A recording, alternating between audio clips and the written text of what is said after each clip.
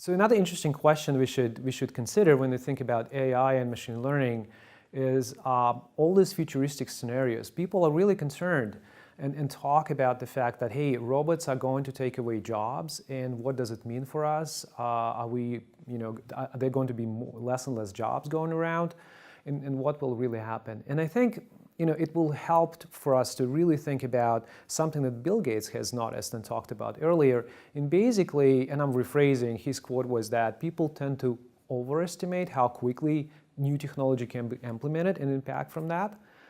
Whereas in reality, we actually underestimate that once something that has taken longer than anticipated does take root, it will have a much bigger impact than previously thought.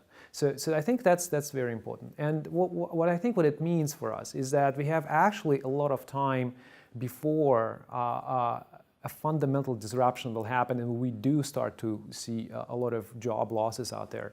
And I think we should use this opportunity as we apply technology practically to autonomous driving, potentially replacing truck drivers, potentially replacing taxi drivers, right? Applying it in medical processes, potentially replacing some of the physicians, and potentially replacing some of the researchers out there. Certainly in banking, where people are really concerned about their advisory jobs and other jobs that they do today that potentially can be done by robots and artificial intelligence agents, is that we can really make the technologies more robust and make them better, and also sort of look at the workforce and train them and explain to them how they can benefit from it, right? Because there's always a flip side.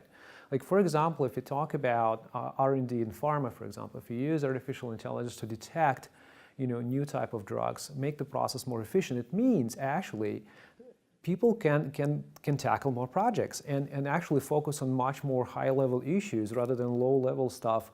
And so potentially the productivity is higher. But we need to sort of think about the systems and how to design them so they take advantage and provide more opportunities to people, right? Be more creative. The same thing goes for financial services, where, of course, I don't think we are anywhere near the future where robot will completely replace a human being, because like anybody, and people, of course, talk a lot about millennials, but we all people, right? We want to talk to human beings, but we want to deal with the data that's maybe processed by a computer, right? So it's impartial, right? But at the same time, when we have a dialogue about our money, about our wealth and financial future, we want to have a human touch, the human dialogue, right? So how do we combine the two to combine the human experience and human intuition with the unparalleled ability for computers to process data and come up with hard facts, right, in a variety of different industries. So I think that's a very important aspect for us to look at